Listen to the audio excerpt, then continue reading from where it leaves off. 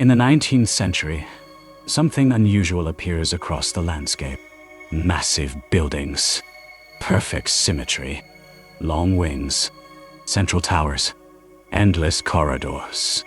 Institutions that look too large for the towns around them. Asylums, prisons, hospitals, schools, workhouses.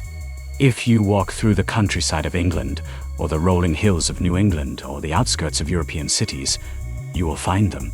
Monuments of brick and stone, surrounded by vast lawns, gated, imposing. The official question is, what were they used for? But the deeper question is, why were they built like that? Why does a place meant for the vulnerable look like a fortress? Why does a place meant for healing look like a palace of administrative power? We are told these are artifacts of utility. We are told they are just old buildings. But when you stand in front of them, the eyes don't lie. The scale feels deliberate. The repetition of the windows feels like code. Let's look at the structures. Let's look at the silence behind the stone. Many 19th century asylums do not look like emergency shelters. They look like palaces of administration. Symmetry is not accidental. Distance is not accidental. Wings are not accidental.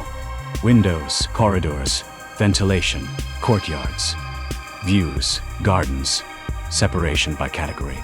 All of this belongs to a theory, not only medical, spatial. Before the 19th century, the mad, the poor, and the criminal were often hidden away. In basements, in holes, in the back rooms of family homes. They were invisible. Then, suddenly, the Victorian era decided to make them visible by building them a universe.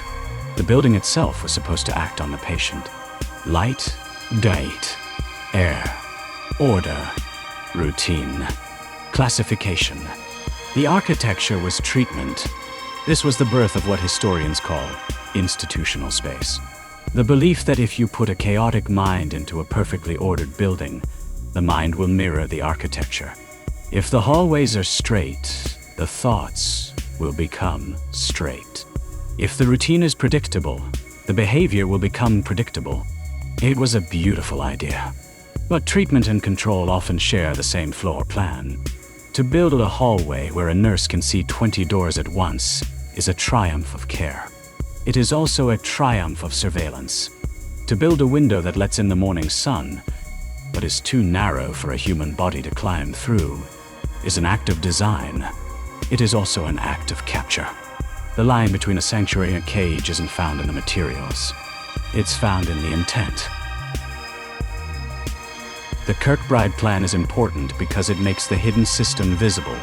Dr. Thomas Story Kirkbride, a 19th century physician, he looked at the chaotic, overcrowded madhouses of his era, and he saw a design flaw. He didn't just want to cure patients. He wanted to build the cure. The building was not random. It was a machine for observation, ventilation, and classification. Imagine a bird. A central administration building forms the body. This is where the doctors live, where the records are kept, where the public enters. Then, stretching out from that center, like long, staggered wings, are the wards. Left wing for women, right wing for men, and the wings step back. They form a bat wing or a V-shape. Short wards, staggered wings, natural light, fresh air. Because the wings are staggered, every single ward has windows on both sides. Cross-ventilation. The bad air, which Victorian science believed carried mental illness, is forced out. The fresh air is brought in. Patients were distributed by condition, gender, and behavior. The quiet, wealthy patients were placed closest to the center, nearest the doctors. The loud, violent, or incurable patients were pushed to the absolute ends of the wings, out of sight, out of hearing. The explanation is coherent. It is not foolish. It is not fake. It worked. For a time, it was considered the peak of human civilization. Think of Danvers State Hospital in Massachusetts, or Greystone Park in New Jersey. Millions of square feet of brick, acres of slate roofs. But coherence is not the end of the question. It is the beginning. Because when a medical theory produces monumental architecture, we have to ask, what else was the building doing? If it was just a hospital, why does it require a mile of masonry to say so?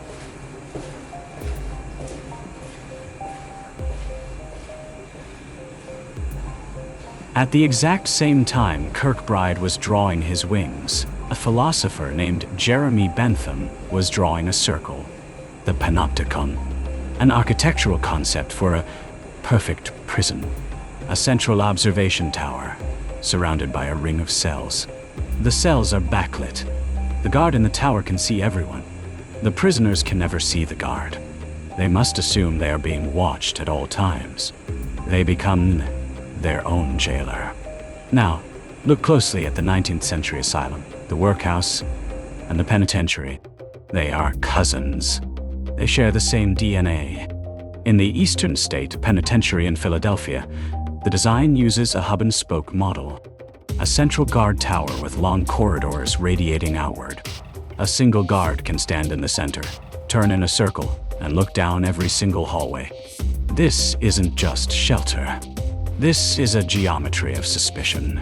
The architecture isolates. It separates the individual from the group. In the workhouse, it separated the husband from the wife, the mother from the child, to break the solidarity of the poor. In the asylum, it separated the patient from their past, placing them under the constant, heavy gaze of the central tower. Space is an argument, and the argument these buildings made was clear. You are being watched. You are being categorized. You are no longer an anomaly. You are a data point in a hallway.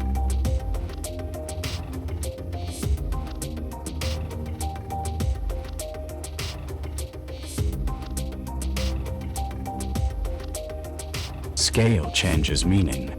A small hospital is care. A massive institution is a system. When a building reaches a certain size, it stops.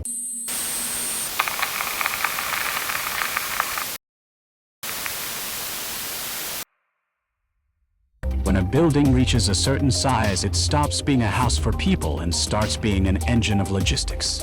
It requires heating, water, sewage, food, laundry, staff housing, transport, records, security, maintenance.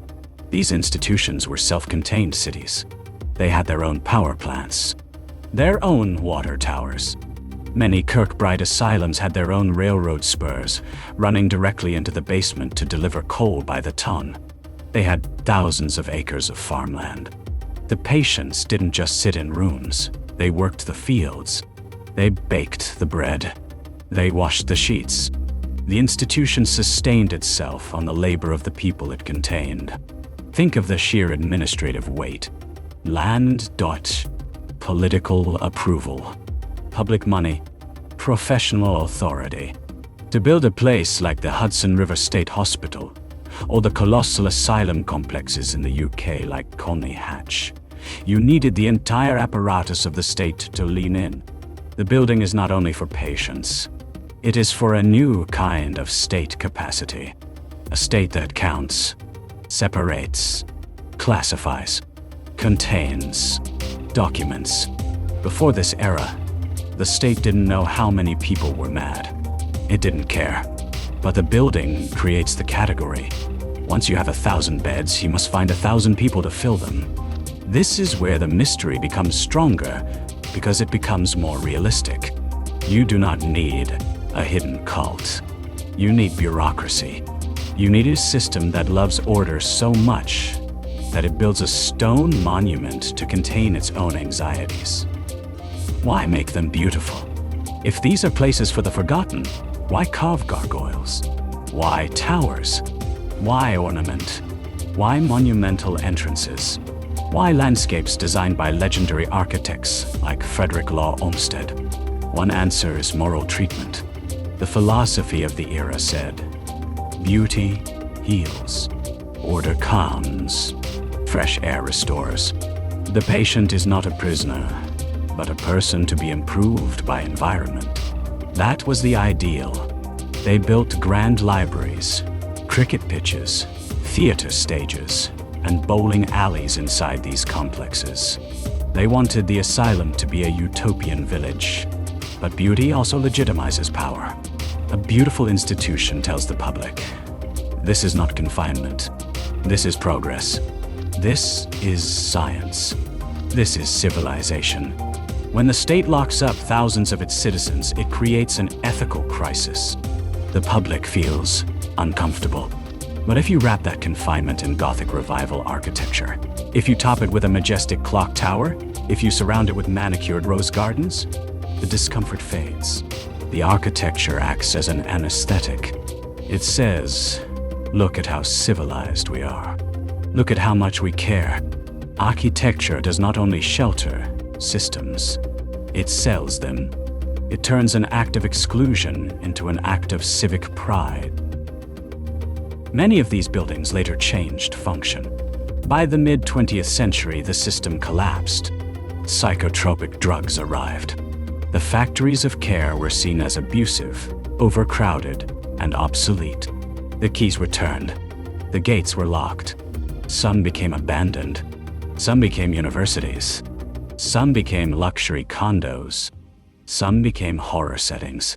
This transformation matters. Think about how our culture treats the asylum now. It is the ultimate playground for horror cinema. Eshenina Grave encounters. American Horror Story. Why are we obsessed with these spaces? Because when a building outlives its stated purpose, people begin to feel the mismatch. The corridors remain. The mass remains. The symmetry remains. But the explanation changes. The risky question is, was that its original purpose? We should not ask this cheaply.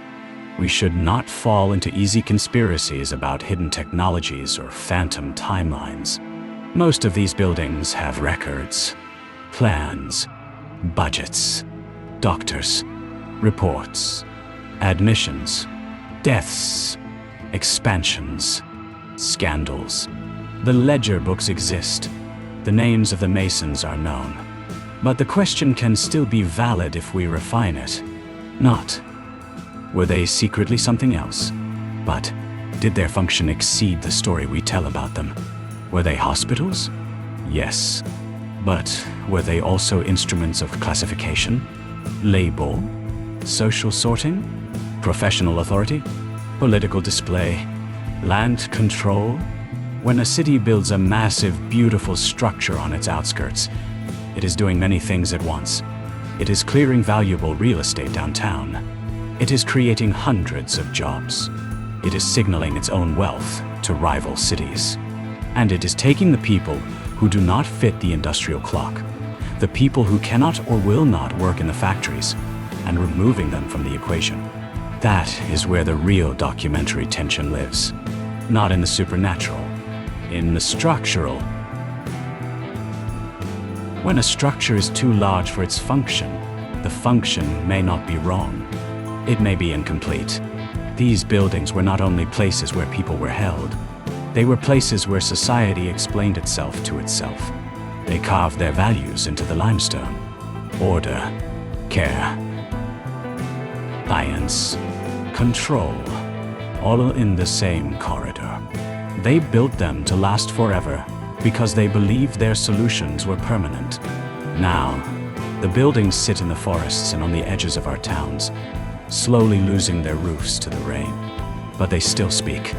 They tell us that space is never neutral, that architecture is just policy made solid. And once you see that, the building stops being abandoned. It starts speaking.